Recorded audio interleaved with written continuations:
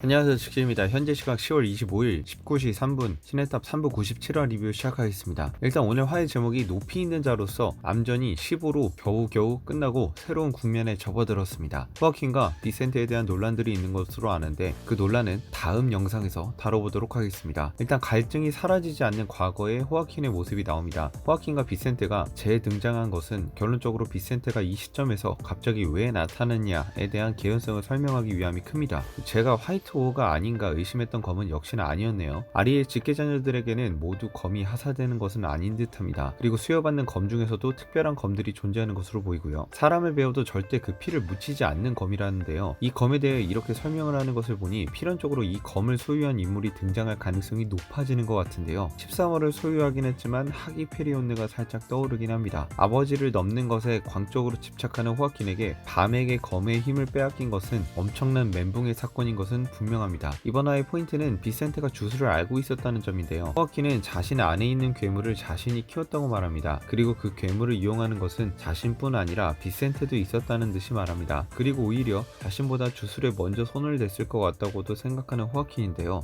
사실 이런 배경 지식만으로는 호아킨이 멘붕 상태에 빠진 지금 화이트가 비센테로 변하는 데 있어서 별다른 개연성이 느껴지지는 않습니다. 일단 화이트가 기존 자신의 완전체 모습마저 포기할 정도로 자아가 분열되어 내면으로 숨었다는 것도 웃기긴 하지만 비센테가 그걸 비집고 나왔다는 게 놀랍습니다. 그럼 다른 형제들은 뭐하고 있길래 비센테가 화이트로서 나올 때 가만히 있었는지 궁금하네요. 그리고 비센테는 랭커의 힘을 가진 자신의 모습에 달아올랐는지 적이냐 아니냐는 질문에 어떠려냐면서 뼈있는 무서운 농담을 던집니다. 다행히 최소 300위권 이내의 랭커로 보이는 하이랭커 아센시오가 등장하자 상황은 깔끔히 정리됩니다. 누가 봐도 비센테보다는 아센시오가 훨씬 강하기 때문에 비센테는 바로 꼬리를 내리는 모습을 보여줍니다. 역시나 나나토나는 야스라차, 즉 고양이와는 정반대의 쥐족인 만큼 야스라차에 대한 반감을 가지고 있었습니다. 포인트는 야스라차와 사단장들 간의 관계가 신뢰, 충성의 관계가 아니라는 점이죠. 이 말인즉슨 하샤차와 하천이의 대결이 생각보다 전력을 다해 싸우는 싸움이라기보단 하샤차가 하천이를 보내주는 그림이 그려질 것 같다는 생각이 듭니다. 쿤이 근본 없는 파티라고 말하는데 진짜 근본이 전혀 없긴 합니다. 한 명은 신 4군단에 배신한 사단장, 한 명은 가장 강력한 상대의 적 중 하나인 마츠니의 동생, 하나는 밤을 방금 전까지 통수치고 죽이려 했던 화이트의 다른 버전. 도무지 목적을 알 수 없는 네 팀이 각자의 길을 가도 모자를 판에 밤과 함께 움직이기 시작합니다. 아센시오가 마츠니의 저희를 잘 모르는 것으로 봐서는 마츠니의 대의에는 큰 관심이 없고 그냥 마츠니 아우로서 충실히 역할을 수행하는 것으로 보입니다. 오랜만에 화련이 나오네요. 사실 화련보다 더 눈이 가는 것은 유리입니다. 유리 모시는 대장이라는 자는 마츠니의 위험한 계획 중 어디에서 나타나 개입을 하게 될지 기대가 됩니다. 그리고 드디어 세 번째 장벽이 공개되었습니다. 근데 거대 부유석을 볼 때마다 저 뱀은 좀 불쌍한 것 같습니다. 땅이 없어서 저렇게 매달려 있는 것처럼 보이기도 하고 볼 때마다 화가 나 있는 것 같기도 하고 여러모로 신기한 상황입니다. 그리고 마지막으로 하진성이 이 앞에 기다리고 있는 것은 너무나도 높이 있는 자다 라고 말합니다. 사실 포탈이 있는 지역과 밤이 있는 하진성이 갇혀있는 둥지는 또 다른 영역이기 때문에 작중 흐름상 로포비아 가주를 뜻하지 않을 가능성이 있습니다. 그러나 하진성의 입장에서 너무나도 높이 있는 자라는 것은 또 가주급일 확률이 매우 높은 상황에서 나올 만한 사람들이 뻔하게 정해져 있는 상황인데도